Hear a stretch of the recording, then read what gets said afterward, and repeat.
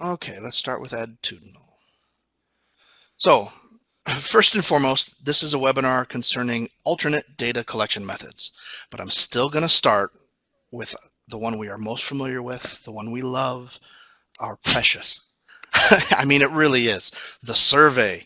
We love these. They're flexible, cheap, easy, but everyone is using them, and we're constantly being asked to fill them out. We are being bombarded by this collection method every time we turn around, and that makes surveys easy to ignore, which is of course going to lead to a low response rate, or worst case scenario, you annoy your patrons, and you don't want negative feelings concerning your library when all you're after is information. I don't think surveys are ever going to go away. We'll always use them. I mean, I I don't know know, when, Joe. We never ask people to do surveys. oh my goodness, yeah, all the time. And it is quick and easy and, fairly low burden, but there's so many out there and there's so many other ways to collect data. So that's what we're going to focus on. I wanted to give a shout out to surveys because we all love them, but let's move on to some other methods of creating and collecting data. So what we're going to do is just cover the pros and cons of each of the types we've identified. And at any time, if you have any questions, type them in the chat box. One of us will be speaking, the other one will be monitoring the chat box, and we'll switch back and forth. So focus groups. These are great because they let a group of people in your community be a part of the decision-making process, and you get instant feedback out of them. They're awesome for collecting lots of quantitative data and qualitative data. If you have the space, time, and community that is very eager to participate, these can be really, really powerful. But they do have their downsides, and I'm really jazzed to be able to use this word. Has anyone ever heard of glossophobia? Oh my God. All right, if you haven't, glossophobia is simply the fear of public speaking. So most of the studies that have been done, the last one I looked at before I put this together was the stat that I really like to point to is 75% of the American population have some level of this fear. And one study determined that more Americans claim a fear of public speaking than a fear of death. So what you're doing in a focus group, you're going to ask this group of strangers you want their opinions. You're going to ask them to speak in front of strangers. So that can be one of the downsides. You might get a couple of people in your focus group that are, ready to go. They really want to talk, and they will dominate the conversation. So you've got to have your moderator kind of control the flow without putting their biases in. Because you're doing a focus group, you're going to have a small sample size. And, depending on if you're offering compensation, if you've got the staff time, the place to hold these. The cookies you offered. Yeah, right. What are the benefits, And then recording the data, it can be laborious. Kathy, do you have anything to add?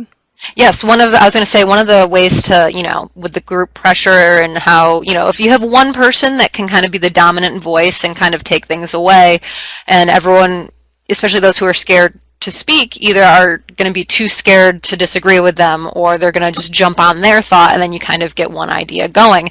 And one way to do this, I'm sending a link right now to the chat, is there's liberating structures, and they're all free. They're available online. Some people are very rabid about them, and it is a way where you can kind of guide a discussion without having one voice dominate it. One of my favorite ones is at the beginning you give everyone a pen and a stack of Post-it notes, and you have sort of 5 minutes of silent time where everyone just writes down a bunch of ideas on the Post-its. They do as much as they can, and this is a way where everyone can get their voice. So then you go in small groups, depending on the size of the group you're working with, and they discuss what's going on there, and you can build commonalities and see what's going from there. And then after you have the small groups, everyone comes back in for a larger discussion. And this way, everyone is able to have their voice heard because they did have that solo time working at the beginning where they can all write it down. And this is just one of the liberating structures, and it's kind of the one that I use the most.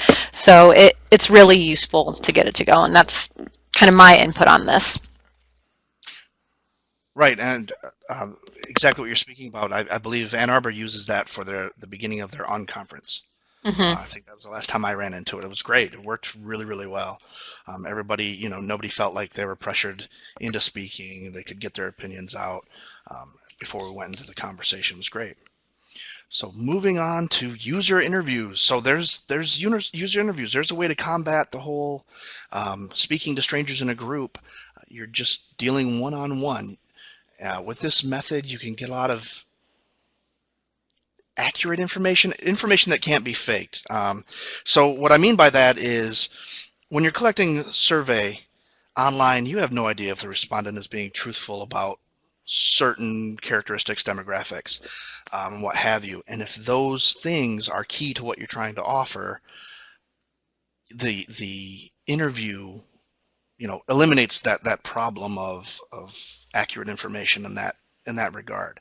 You also get to see the body language, the nonverbals. You can, because you're setting the pace, you can go very deep into a topic. You can go deep into multiple topics. It's a great way to collect qualitative data.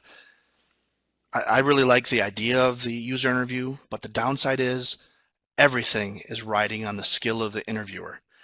If you're not comfortable, your respondent is not going to be comfortable. You got to make sure that you're not including your own bias into the interview.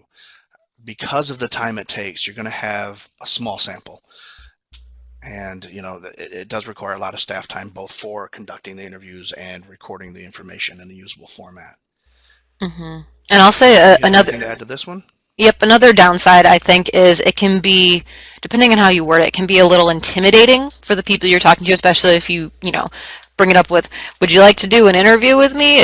I know, especially on the site visits, if people don't know why we're visiting or that we're just trying to hit every library in Michigan, it can seem a little intimidating for, why does the Library of Michigan interested in me? That sort of feedback is something that can happen, and it can, as I said, it can be intimidating. So, depending on how you want to come at it, you don't even have to say an interview, or you can make this extremely informal. You can just, a user interview could technically be, someone's at the reference desk and you're talking and you just ask them, like, how do you feel about the program? How do you think about this? What are your thoughts, feelings? It is anecdotal, but as you add that up over time, it becomes a bigger picture of your library community. Right, conversation versus a formal interview. Mm-hmm. And both are great, so it depends on what you need and Sure. what you have time for. Right, exactly.